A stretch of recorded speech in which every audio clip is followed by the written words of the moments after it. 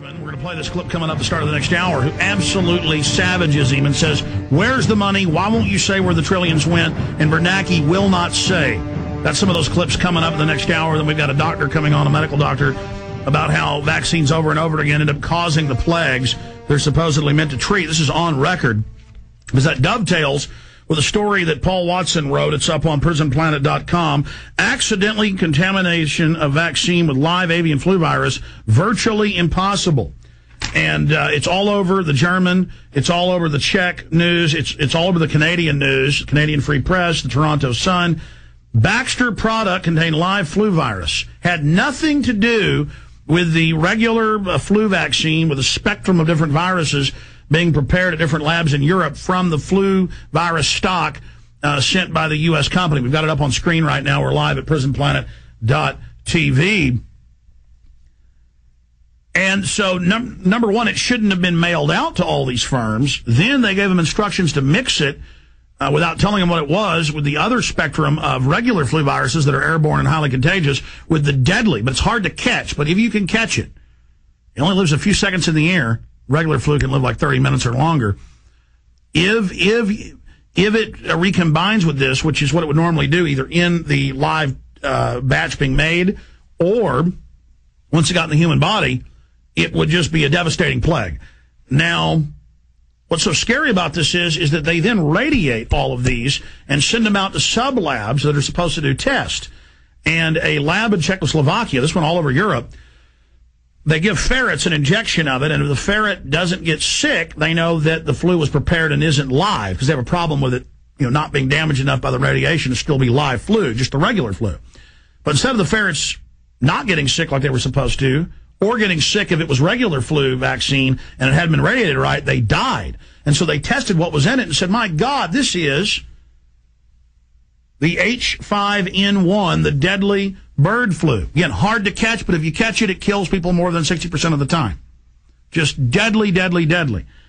So, incredible accident after incredible accident after incredible accident, and a lot of scientists are quoted in the Czechoslovakian news, Czech Republic news, other papers, saying, we think this could be a setup by the company to cause some outbreak, and then they are also developing separately an H5N1 vaccine, and this could be a money-making scam. It's not Alex Jones saying that, it's the news saying that.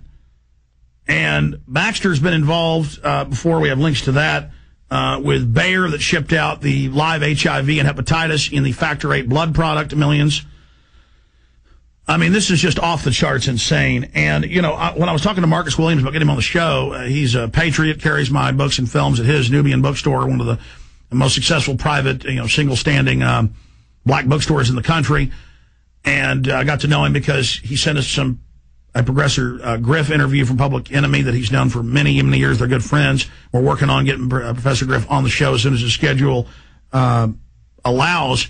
And I thought, why not just have Marcus Williams on? I said, what do you want to talk about, Marcus? And he said, well, when I come on, I want to talk some about Obama and, how we need a, Neil's told my producer this, a black voice criticizing him so they can't claim it's some race thing. But he said, really, I want you to talk about, and he recommended some guests I have on, about how through the vaccines and other systems, how they're poisoning us, how the UN's been caught adding hormones to tetanus shots in Africa and other places to sterilize women. That's on record, mainstream news.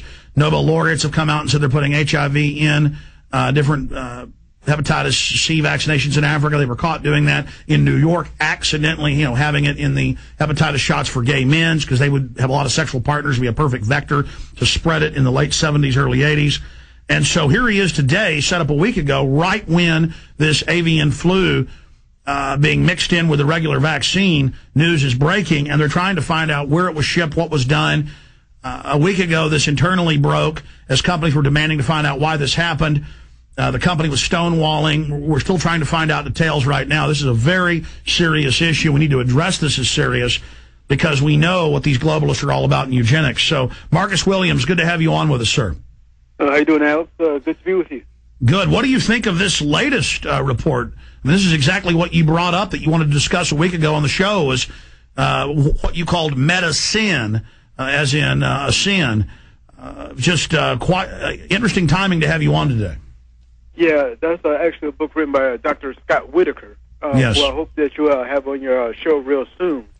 And he's been speaking out against the things as far as with the whole eugenics, vaccines, a lot of stuff that you cover on your show all the time. And I think it's going to be a real good interview to have on your show, hopefully real soon, to go more in detail with somebody who's a little bit more specialized into the whole vaccines and the whole medical field versus myself. Yes, we're setting up Dr. Scott Whitaker.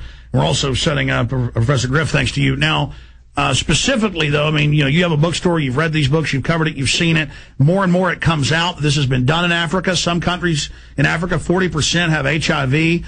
They do medical tests. These women have never even had sex in many cases. Even the BBC admits that somebody is basically giving them the HIV. Right, and even go back with the whole Tuskegee syphilis experiment. I mean, it's been throughout long periods of times and years where we've seen the government and certain pharmaceutical companies doing experiments on the people through drugs, experimentations and stuff like that. Has been going on in Africa for a long period of time.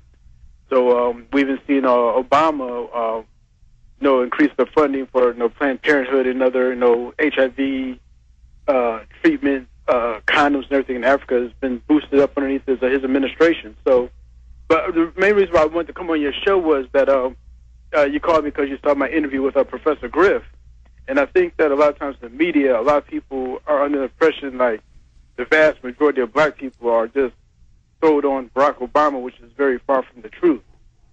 There's a large number of people in the African American community who do not support Obama. Even during the primaries, I mean, myself, I was a Ron Paul supporter. I was disappointed that he didn't go on the independent ticket or maybe go on the Constitution Party ticket. And so since he didn't run, I voted for Cynthia McKinney. Yes. But I think that a lot of people, though, I think just like when I heard you interview with Paul Craig Roberts, I think when you said that voted and supported Obama, I just think that Obama's voting record and who financed his campaign was open to the public many, many months before the election. And I never, within the black community, let's say just outside of Illinois and Chicago, Barack Obama was a nobody.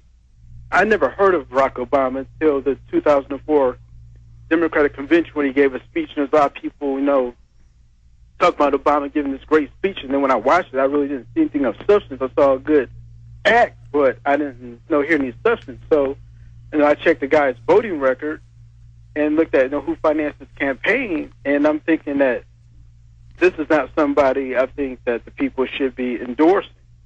And so, after digging into his record on the Patriot Act, funding the war, refusing to investigate Bush on any war crimes, FISA, NAFTA.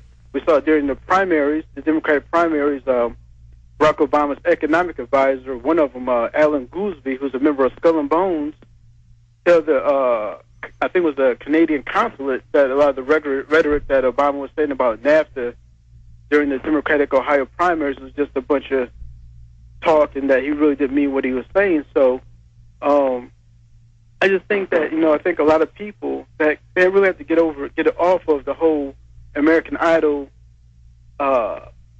personality-driven support of people, really look at more of the substance of people. And I think that too many times, especially within the African-American community, I think it happens in all communities where they don't really want to dig deep into the issues. And really they get on a bandwagon. Things were bad under Bush. The economy's imploding. We want to believe that this is really a good guy and he's going to fix things. But he's even gone on the show with Stephanopoulos, the Sunday show, and now said, yeah, that was campaign rhetoric on NAFTA and GATT. And I mean, it's just an incredible betrayal. Do you think that the folks in Atlanta that you talk to, black or white, are they starting to break the spell, or are they still just as deep in that spell? I think a large portion of them are still deep in that spell, but I think over time goes on that more and more of them are going to wake up and realize that Barack Obama was one of the biggest political frauds in recent memory, because with him adding more troops to Afghanistan, which was no secret prior to him being elected, but we still saw a lot of people within the so-called anti-war movement like Cold Pink and others support Obama. But I think over time, once they see that Obama really has no agenda to fix the economy, remove the troops from the war, really bring jobs into this country, I think a lot of the hype and stuff is going to, I think it's going to be fade away before the end of the year easily. That's right. Now he's going out to big black groups and others, but specifically speaking to big black conferences and saying, hey, you're going to lose your jobs, particularly black folks. This is going to be really tough now. That's basically the change. And they're saying, what? Because he promised this milk and honey and hope and change, everything was going to be all right. And then he just switched right into the fear of what Bush had done, saying, look, do what we say with the banks or a crisis will turn into a catastrophe. And he's now even cutting subsidies, and I'm not for socialism because it makes you dependent, but they're done making us dependent now. He's cutting a bunch of subsidies actually to the people, and it's all going to the banks. I mean, the bankers are just gorging everything. Right, you're absolutely right with the bailout thing back in October. A large portion of the Congressional Black Caucus voted against the bailout during the first vote within the House of Representatives,